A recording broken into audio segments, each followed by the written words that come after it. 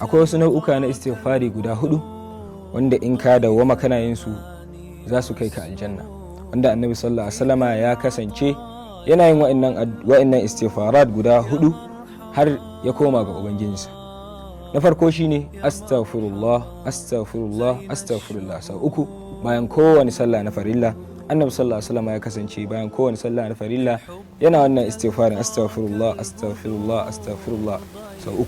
Na biyu astaghfirullah alladhi la ilaha illa huwa al-hayyul qayyum wa atubu ilayhi, shi ma ya kasance yana yin wannan sau 3 a duk lokacin da ya zo kwanciya zai yi bacci, ya kasance yana maimaita su. Sannan kuma duk wanda ya faɗi wannan addu'a sau 3 an gafarta masa zunubansa ko da ko ya kai yawan kumfan teku.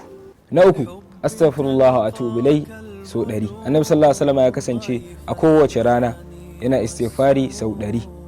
astaghfirullah wa atubu ilayhi astaghfirullah wa atubu ilayhi. Sannan na 4 sayyidul istighfar Allahumma anta rabbi la ilaha illa anta khalaqtani wa ana abduk wa ana ala ahdika wa wa'dik mastata'tu a'udhu bika min sharri ma sana'tu abu'u laka bi ni'matika alayya wa abu'u bi dhanbi faghfir li fa innahu la yaghfiru dhunuba illa anta.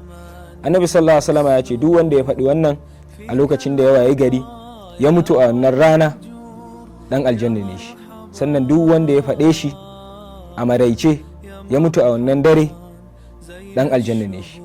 Ya uwa masu albarka, wa'annan duka istighfarat din guda 4 ba lokaci suke dauka ba, duka idan ka haɗe su a lokaci daya ba za ka kashe minti 5 ba. To me zai hana mu ribatu da irin wa'annan abubuwa? Addu'o'i ne a sauƙaƙe wanda a koda yaushe muna yawan surutu, amma duk lokacin da aka ce an zo babin istighfari ko zikiri na Allah sai ya zamto mun ja baya. Abubuwa ne sauƙaƙaƙu wa'inda sanadiyarsu za ka iya shiga aljanna, musamman a wannan wata mai albarka, watan Ramadan. Kiran Allah abin da ake so kenan, kuma a watan Ramadan kamar yadda muka sani Allah yana ninnin kalada yanda ya so. Ya kamata a ce mun yi ƙoƙari mun kwaikwayi irin waɗannan halaye na manzo Allah sallallahu alaihi wasallama. Abubuwa ne a sauƙaƙe a baki, ba kuɗi zaka cire ba, la bal yawun bakinka ne zai aiki da harshenka. Assalamu alaikum wa rahmatullahi wa barakatuh.